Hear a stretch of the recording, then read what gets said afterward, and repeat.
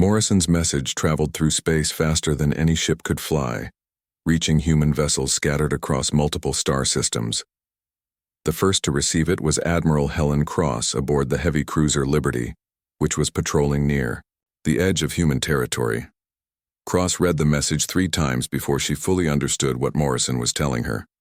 A human ship had found a slave vessel and was attempting a rescue against impossible odds. According to regulations, she should report this to Earth Command and wait for orders, but Cross had served in space for 20 years and knew that some situations demanded immediate action. "All ships, this is Admiral Cross," she announced to her battle group of 12 vessels. "We have a Code 7 humanitarian crisis. Plot course for coordinates 847-331-229, maximum speed." Her communications officer looked confused. "Admiral, Code 7 requires authorization from Earth Command." Cross turned to face her bridge crew, and they saw something in her eyes that made them understand this was not a time for following normal rules. When humans find people in chains, we break those chains. That's not a regulation, that's who we are.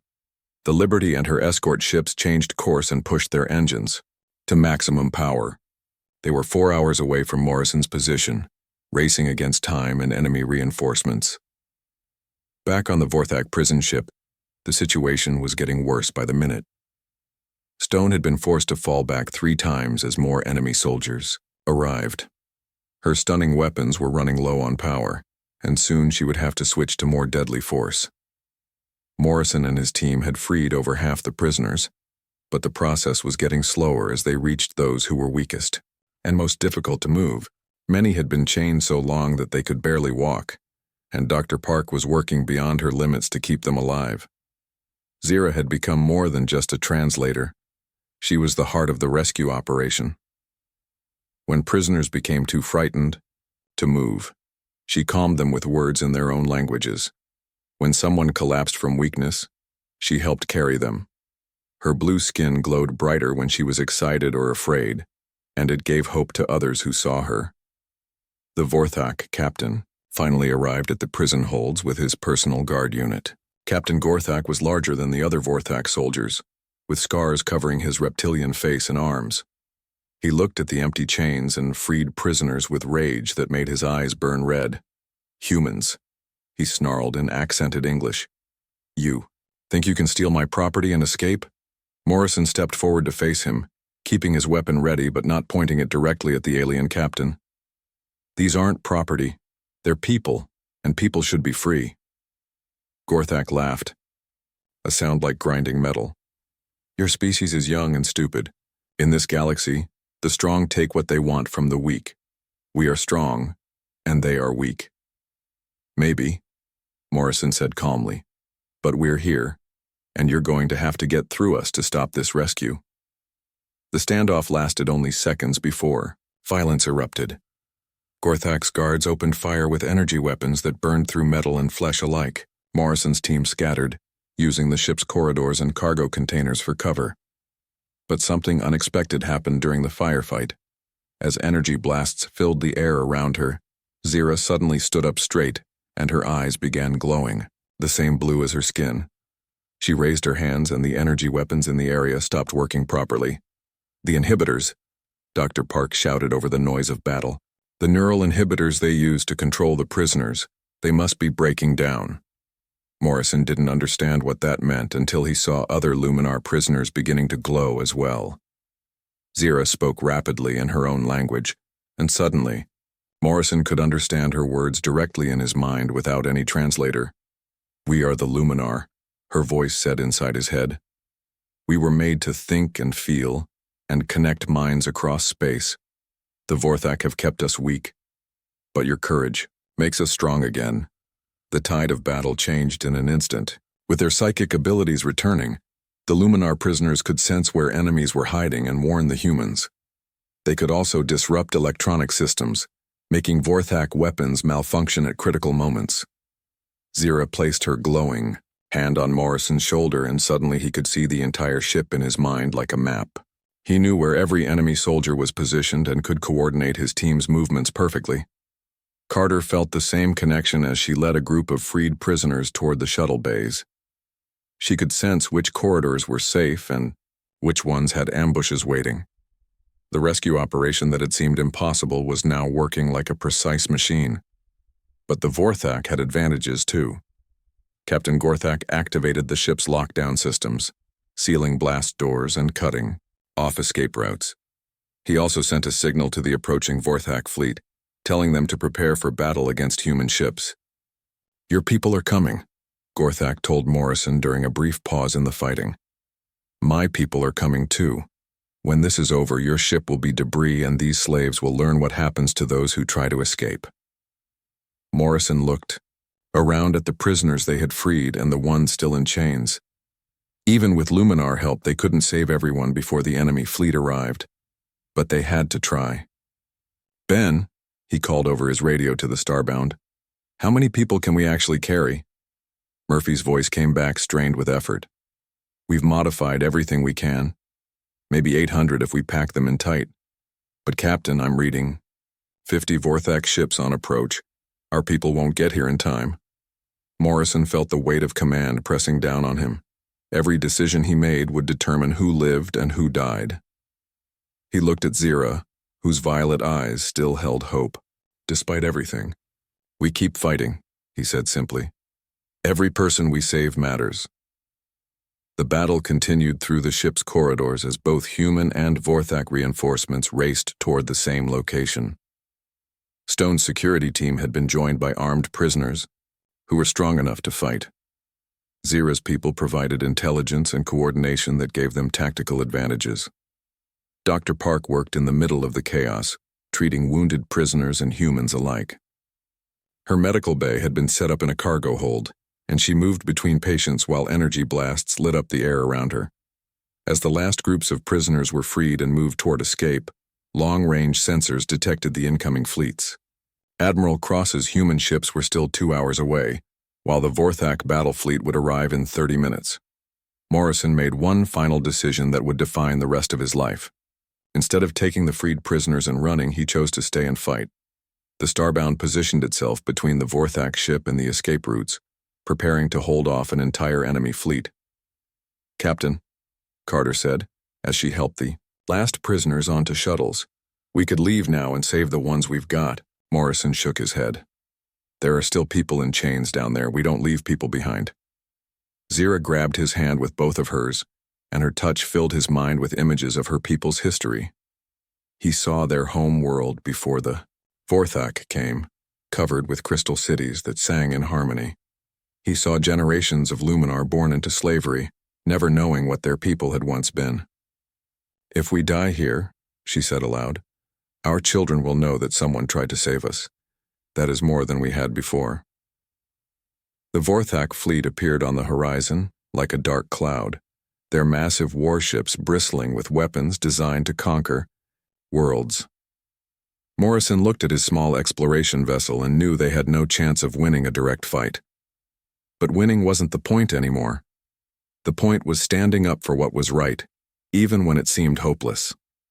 "All human ships, this is Morrison," he broadcast on all frequencies. "If anyone can hear this, we're about to engage a superior enemy force in defense of refugee civilians. We're not asking for rescue. We're asking that someone remember what we tried to do here." The first Vorthak ships opened fire, and space around the Starbound lit up with energy beams and explosive projectiles. Morrison's ship returned fire while Zira and her people used their restored abilities to confuse enemy targeting systems. Against all odds, they were still fighting when Admiral Cross's battle group finally arrived. Captain Jake Morrison stood on the bridge of the human ship Starbound and watched the stars through the main screen. His crew had been exploring empty space for 3 months now, looking for new worlds that humans could visit. The ship was quiet, except for the soft hum of the engines and the beeping of computers checking everything was working right. Lieutenant Amy Carter sat at her station reading signals from space. She had been doing this job for 2 years and knew the difference between normal space noise and something important. When a new signal came through her equipment, she frowned and checked it again. "Captain, I'm getting something strange," Carter said, turning to look at Morrison. "It sounds like a distress call, but it's not from any human ship." Morrison walked over to her station and listened to the signal through her speakers. The sound was broken and full of static, but something about it made his stomach feel tight. The ship's computer tried to translate the words, and pieces came through in English. "Help us. Please. Someone. Dying here." The signal faded, in and out, making it hard to understand everything. Morrison knew that protocol said they should report unknown signals to Earth Command and wait for orders. That could take weeks or months, and by then whoever was calling for help might be dead. "Where is it coming from?" Morrison asked. Carter checked her instruments. "About 6 hours away at full speed. It's in the Kepler sector, but there shouldn't be anything there according to our maps." Morrison thought about what to do. He was responsible for his crew of 37 people, and taking them into unknown space was dangerous. But the desperate sound in that signal reminded him of why humans had come to the stars in the first place. "Plot a course," he said finally. "We're going to take a look." Chief Engineer Ben Murphy looked up from his station with worry on his face. "Captain, we don't know what's out there. Could be a trap." "Could be people who need help," Morrison replied. "We'll be careful, but we're going." The Starbound changed direction and moved toward the signal. As they got closer, their sensors started picking up something big. "Very big." "Captain," said Ryan Cole from the tactical station, "I'm reading a massive ship ahead. It's at least 10 times bigger than us." Morrison studied the readings on his screen. The ship was enormous and had the angular design of the Vorthak Empire. Humans had met the Vorthak before, and they were not friendly.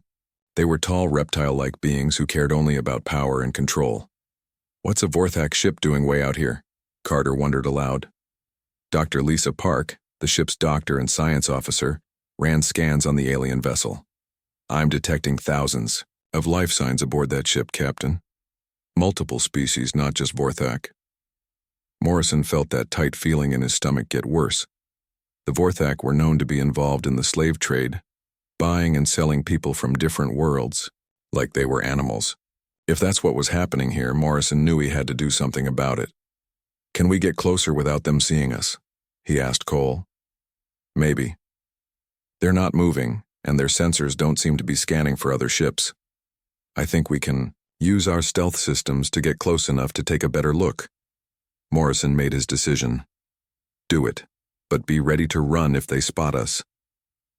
The Starbound moved closer to the huge alien ship, hidden by technology that made them nearly invisible. As they got nearer, their sensors revealed more details about what was inside the Vorthak vessel. "Captain," Dr. Park said quietly, "those life signs, they're not crew members.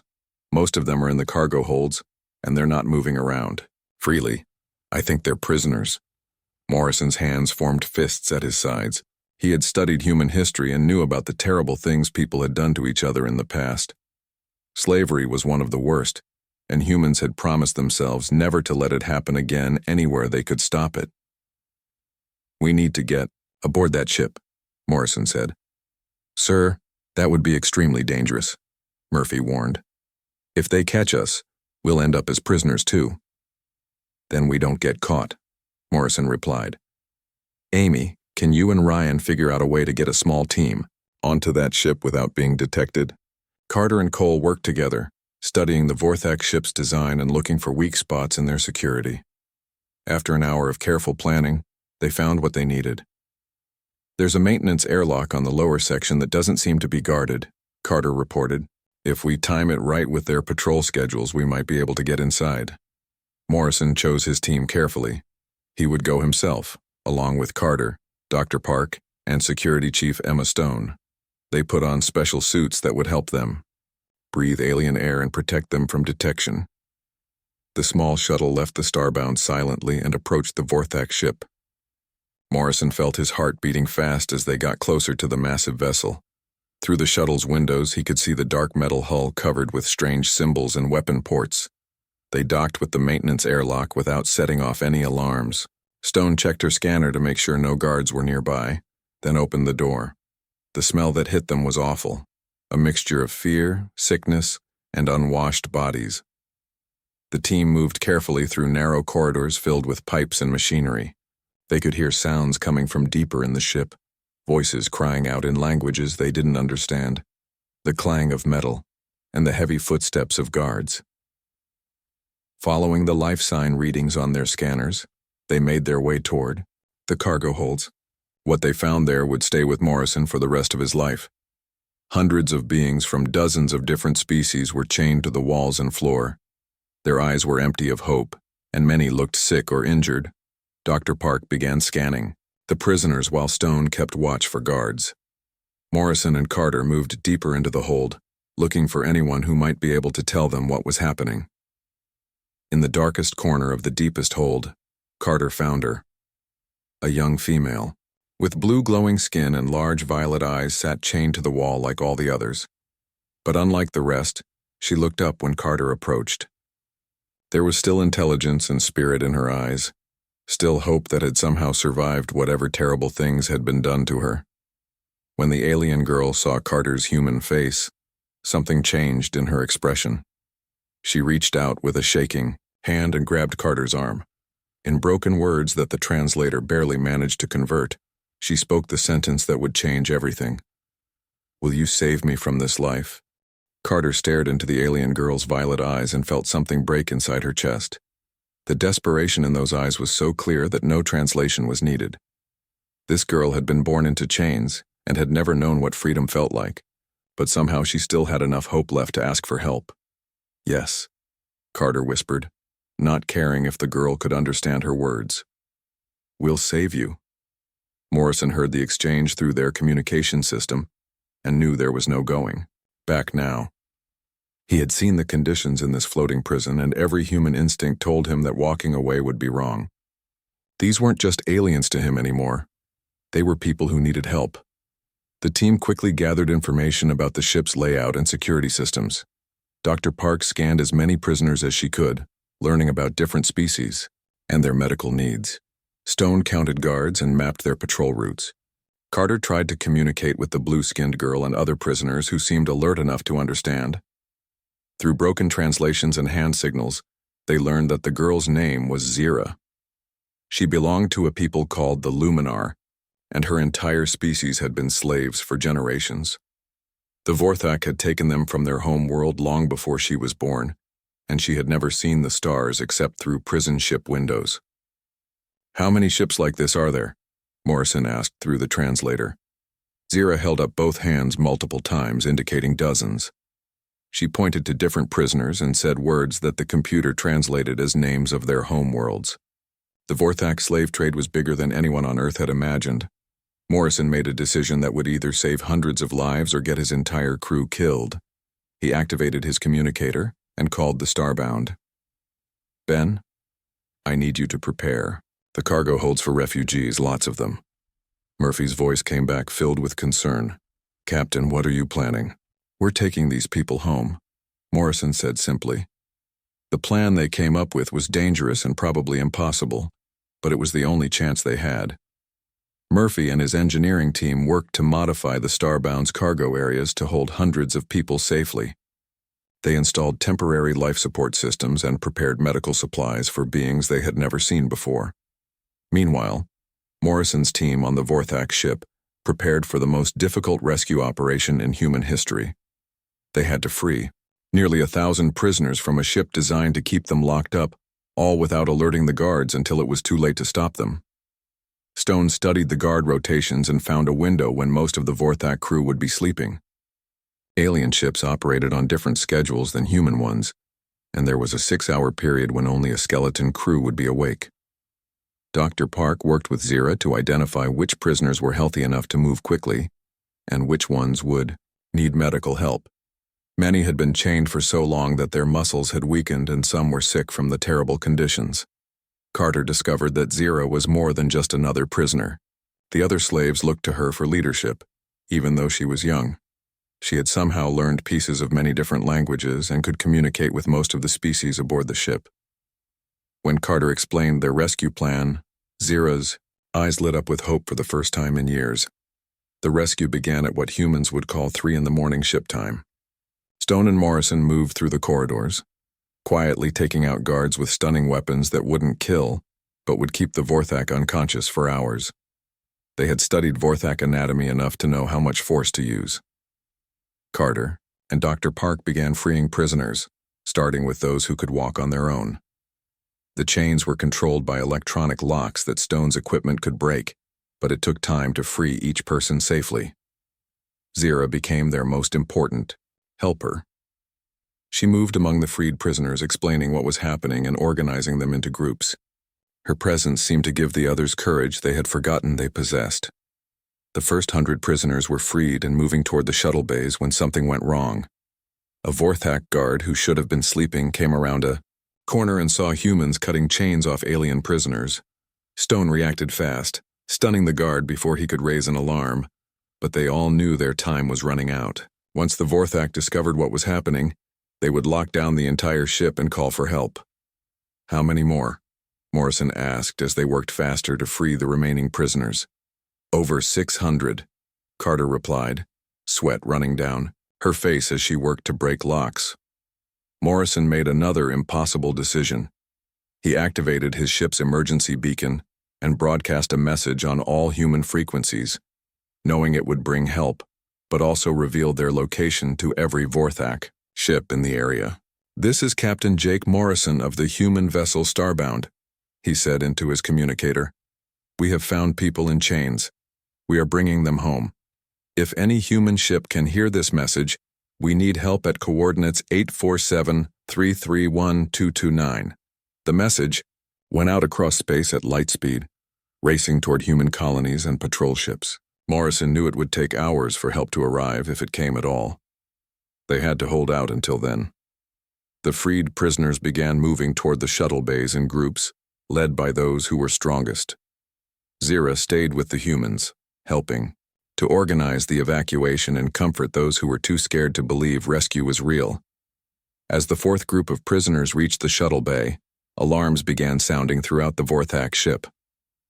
Red lights flashed and automated voices spoke in the harsh Vorthak language. Morrison didn't need a translator to know what they were saying. Intruders had been detected. Heavy footsteps echoed through the corridors as Vorthak soldiers ran toward the prison holds. Stone positioned herself at a corridor junction and prepared to hold them off as long as possible while the others continued freeing prisoners. "Captain," came Murphy's voice over the radio. "I'm reading multiple Vorthak ships approaching our position. We've got maybe an hour before they arrive." Morrison looked at the hundreds of prisoners still in chains and knew they couldn't free them all in time. But giving up now would mean leaving people to suffer, and that was something no human could do. "Keep working," he told his team. "We save as many as we can." The battle for the prison ship had begun. Stone's weapons fired down the corridor as Vorthak soldiers tried to reach the prisoners. The stunning weapons worked well against individual guards, but there were too many enemies coming. Carter and Dr. Park worked desperately to free more prisoners while Morrison and Zira organized evacuation routes. Every person they saved was a victory, but every person left behind would haunt them forever. As explosions echoed through the ship and the sounds of fighting grew closer, Zira grabbed Morrison's arm just like she had grabbed Carter's. But this time her words were different. "Thank you for trying," she said in careful English. "Even if we die here, thank you for caring enough to try." Morrison looked into her violet eyes and saw something that made him more determined than ever. She had given up hope of living, but not hope that someone cared about her people. That was enough to keep fighting for. Admiral Cross arrived at the battle just as Morrison's ship was taking heavy damage from Vorthak weapons. The Starbound's shields were failing, and parts of the hull were on fire, but somehow they were still fighting. What surprised Cross most was that they weren't fighting alone. The freed Luminar prisoners had linked their minds together in ways Cross had never seen before. Their combined psychic abilities were disrupting Vorthak ship systems across the entire enemy fleet. Weapons misfired, navigation computers gave wrong directions, and communication systems played the wrong messages. "This is Admiral Cross to all human vessels," she announced as her battle group engaged the enemy. "Today we fight not for territory or resources, but because free people don't abandon other free people." The space battle that followed became known throughout human space as the liberation of Kepler Station. Human ships designed for exploration and peaceful contact faced off against Vorthak warships built specifically for conquest and intimidation. The humans were outnumbered 3-1, but they had advantages the Vorthak didn't expect. Human military doctrine emphasized flexibility and creative thinking, while Vorthak tactics relied on overwhelming force and rigid command structures. More importantly, they had Zira and her people. As the battle continued, more Luminar prisoners were freed from the slave ship, and their psychic abilities grew stronger. They began connecting not just with each other, but with the human ship computers and weapon systems. Dr. Park, working frantically in the damaged medical bay of the Starbound, made a discovery that changed everything. As she removed the neural inhibitor devices from Luminar prisoners, she realized these weren't just control mechanisms. They were also blocking abilities that went far beyond simple telepathy. "Captain," she called over the communication system, as explosions shook the ship around her. "These people aren't just psychic. Their brains work like biological computers. The Vorthak have been using them as living control systems for their entire empire." Morrison, bleeding from a head wound, but still commanding his ship, understood immediately. The Vorthak hadn't just enslaved the Luminar for manual labor. They had been using their enhanced mental abilities to coordinate their military operations, manage their communications, and even control other slave populations. Zira, now free, of her inhibitors and glowing brightly with psychic energy, touched Morrison's mind with new information. Through their connection, he could see the true scope of Vorthak operations. They controlled dozens of star systems, enslaved millions of beings from hundreds of species, and used Luminar psychic networks to manage it all. "They made us into tools," Zira's voice said in his head, filled with centuries of stored anger. "We built their empire for them, connected their ships, translated their orders. Everything they are, they stole from us." But with that anger came power. As more Luminar prisoners were freed and their abilities restored, they began taking control of Vorthak systems. Enemy ships suddenly turned their weapons on each other, following orders that came from freed slaves rather than their own commanders. The battle turned decisively when Zira linked her consciousness directly with the Starbound's navigation computer. Suddenly, human ships could coordinate their movements with perfect precision, while Vorthak vessels found their own systems working against them. Captain Gorthak, watching his fleet fall apart around him, made a desperate attempt to regain control. He ordered his soldiers to kill the remaining Luminar prisoners rather than let them be freed. But Morrison and his team had learned to fight alongside their new allies. Stone led a final assault on the Vorthak command center, her tactical awareness, enhanced by Luminar mental connections that let her know exactly where each enemy was positioned. Carter coordinated prisoner evacuations while seeing through the eyes of allies throughout the ship. The fighting was fierce but brief. Vorthak soldiers, cut off from their own communication systems and facing enemies who could predict their every move, surrendered rather than face certain death. When the last shot was fired and the last prisoner freed, Morrison found himself standing on the bridge of his damaged ship, looking out at a field of disabled Vorthak vessels. They had won, but the cost had been high. Several human ships were badly damaged, and many good people had died to save strangers they had never met before. Morrison was hurt badly himself. During the final battle, he had thrown himself in front of a Vorthak energy blast meant for a group of refugee children. Dr. Park worked for hours to save his life, assisted by Luminar healers whose restored abilities included advanced medical knowledge. As Morrison recovered, the rescued prisoners faced an uncertain future. Earth Command was furious about the unauthorized military action, but public opinion throughout human space supported what the crews had done. When footage of the slave conditions reached Earth, people demanded action against the Vorthak Empire. Zira spent her time learning about human culture and helping other freed slaves adjust to the idea of freedom. Many had been born in captivity and didn't know how to live without masters telling them what to do every moment of every day. "Your people confuse me," Zira told Morrison as he lay in the medical bay recovering from his injuries. "You risked everything for strangers you had never seen before. Why?" Morrison thought about her question for a long time before answering. "Because that's what people do for each other. When someone needs help, you help them if you can. It doesn't matter if they're human or alien or something else entirely. Through their psychic connection, Zira shared with him the memories of her people's history. He saw their original homeworld, a place of incredible beauty, where crystal spires reached toward purple skies and music filled the air constantly. He saw the day the Vorthak arrived and the long years of slavery that followed. But he also saw something else, memories that the Vorthak had tried to erase but couldn't completely destroy. The Luminar weren't originally a natural species. They had been created long ago by an ancient civilization as living libraries and communication networks, designed to preserve knowledge and connect minds across vast distances. We were made to serve, Zira explained, but not as slaves. We were meant to help other species grow and learn and work together. The Vorthak corrupted our purpose. Dr. Park's research revealed even more disturbing truths. The neural inhibitors weren't just suppressing Luminar abilities. They were also recording everything the prisoners experienced and sending that information back to Vorthak Central Command. The slave ships were actually mobile intelligence gathering operations. They know everything about every species they've enslaved, Park reported to Morrison and Admiral Cross. Military capabilities, resource locations, cultural weaknesses. They've been building a database of how to conquer the entire galaxy. Admiral Cross understood the implications immediately. We're not just dealing with slavers. This is an intelligence operation that threatens every free species in known space. Morrison, still weak from his injuries but determined to see this through, made a proposal that shocked everyone who heard it. Instead of simply returning the freed slaves to refugee camps, he wanted to form an alliance with them and use their knowledge to free other enslaved populations.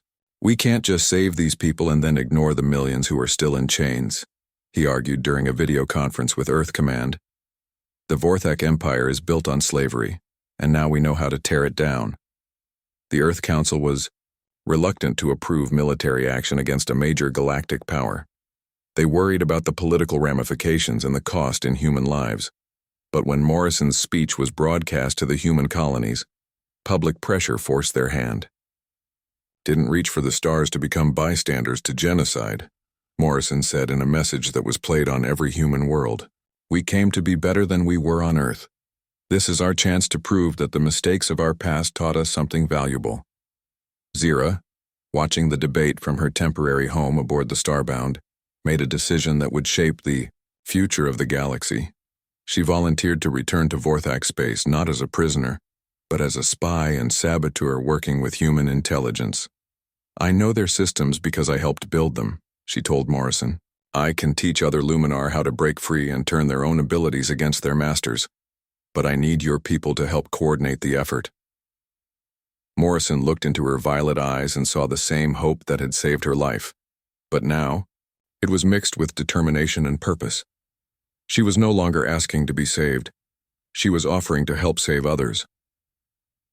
The Human Luminar Alliance was formed with a single goal: to end slavery wherever they found it, no matter the cost. 2 years after the rescue at Kepler Station, the galaxy had changed in ways no one could have predicted. What began as one ship's desperate rescue mission had grown into the largest liberation movement in recorded history.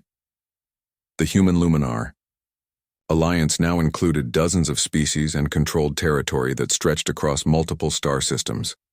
Captain Morrison, now Admiral Morrison, stood on the bridge of his new flagship, the Liberator, and watched reports come in from across the galaxy. Former slave worlds were declaring independence, resistance movements were forming in Vorthak territory, and species that had been enemies for centuries were working together toward a common goal. Zira had become more than just an ally.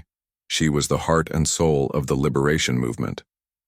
Her psychic abilities had grown stronger over the years, and she could now coordinate resistance activities across hundreds of light years in real time.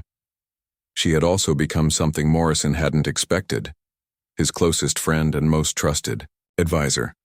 The Vorthak are pulling their forces back to defend their core systems, Zira reported as she reviewed intelligence data flowing through her enhanced mind. They're abandoning the outer colonies and concentrating their fleet around their home world. Morrison studied the tactical displays showing Vorthak ship movements. The enemy was preparing for a final battle, and they were choosing the location carefully. Vorthak Prime was heavily defended, and surrounded by military installations that had never been successfully attacked. "How many people are still enslaved in the core systems?" Morrison asked. Zira's expression grew sad. "Millions, maybe tens of millions. If we can't break through their defenses, they'll die in captivity." The war had not been easy for either side. Humans had lost entire fleets in battles against superior Vorthak technology. Many colonies had been destroyed in retaliation for supporting the liberation movement. The enemy fought with desperate brutality, knowing that defeat would mean the end of their empire. But for every human ship destroyed, 2 more were built by species grateful for their freedom. For every colony burned, 3 more declared independence from Vorthak rule. The alliance was growing stronger while the empire was collapsing from within. Dr. Park, now serving as the alliance's chief science officer, had made discoveries that gave them crucial advantages. By studying luminar biology and human technology, together she had developed new weapons and defense systems that combined psychic abilities with advanced engineering. "The neural disruptors are ready for field testing," she reported during a strategy meeting. "If they work as designed, we can shut down Vorthak command systems from a distance." The disruptors worked by amplifying luminar psychic abilities through human technology, creating focused mental attacks that could overwhelm enemy computer systems. It was a weapon that could only exist through cooperation between species. Admiral Cross, now in command of the largest human fleet ever assembled, arrived at Morrison's position with ships from a dozen different worlds. Her battle group included not just human vessels but also ships crewed by former slaves who had learned to fight for their own freedom. "The final assault begins in 6 hours, Cross announced during the fleet commander's meeting. "Intelligence reports that the Vorthak are planning something desperate. They'd rather destroy their remaining slaves than let them be freed." Morrison felt the familiar weight of command as he considered the lives depending on his decisions. The final battle would determine whether millions of people lived free or died in chains. There was no room for error. Zira touched his mind with her thoughts, sharing strength and determination that helped calm his fears. Through their psychic link, he could feel the hope and courage of thousands of freed slaves throughout the fleet. They weren't fighting just for victory, they were fighting for the right to exist as free beings. The battle for Vorthak Prime began when the Alliance fleet dropped out of hyperspace in perfect formation. Morrison had learned to coordinate his ships through luminar psychic networks, giving him tactical awareness that no purely human commander could match. The Vorthak defenses were impressive. Orbital weapons platforms opened fire immediately, while hundreds of enemy ships moved to intercept the invading fleet. Energy beams and missile trails lit up space around the alien homeworld. But the Alliance was no longer the desperate rescue force that had fought at Kepler Station. They had learned to combine human tactical flexibility with luminar mental coordination and the unique abilities of dozens of other species. Stone, now commanding her own ship, led a strike force of former slaves against the orbital defenses. Her crew included beings from 20 different worlds, all working together with perfect coordination through psychic links maintained by luminar officers. Carter commanded a group of fast attack ships that darted between enemy formations, disrupting their communications and targeting systems. Her tactical awareness was enhanced by mental connections that let her see through the eyes of pilots throughout the battle zone.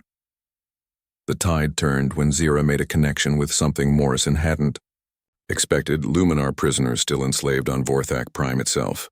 Despite the neural inhibitors, some had maintained enough psychic ability to receive her signals. "There are resistance groups on the planet," she reported as energy blasts exploded around the Liberator. "They're ready to act, but they need our help to break free of the control systems." Morrison made the same kind of impossible decision that had started this war. Instead of maintaining a safe distance, he ordered the Liberator to punch through the enemy defenses and enter the atmosphere of Vorthak Prime itself. The ship shook and burned as it fought through orbital defenses designed to stop invasion fleets. Hull plates melted under energy fire, and several decks were breached before they reached the surface. But they made it through, and Morrison's landing parties deployed to support the planetary uprising. What followed was not really a battle but a revolution. As luminar psychics throughout the planet broke free of their inhibitors, The control systems that managed the entire Vorthak Empire began failing. Slave compounds opened their doors, communication networks carried messages of freedom instead of oppression, and weapons turned on their former masters. The end came faster than anyone had expected. Captain Gorthak, the same Vorthak officer who had commanded the slave ship at Kepler Station, made a final desperate attempt to maintain control. He activated a planetary destruction device that would have killed everyone on Vorthak Prime rather than allow the slaves to go free. Morrison and Zira found him in the capital city's command center, standing over controls that could destroy an entire world.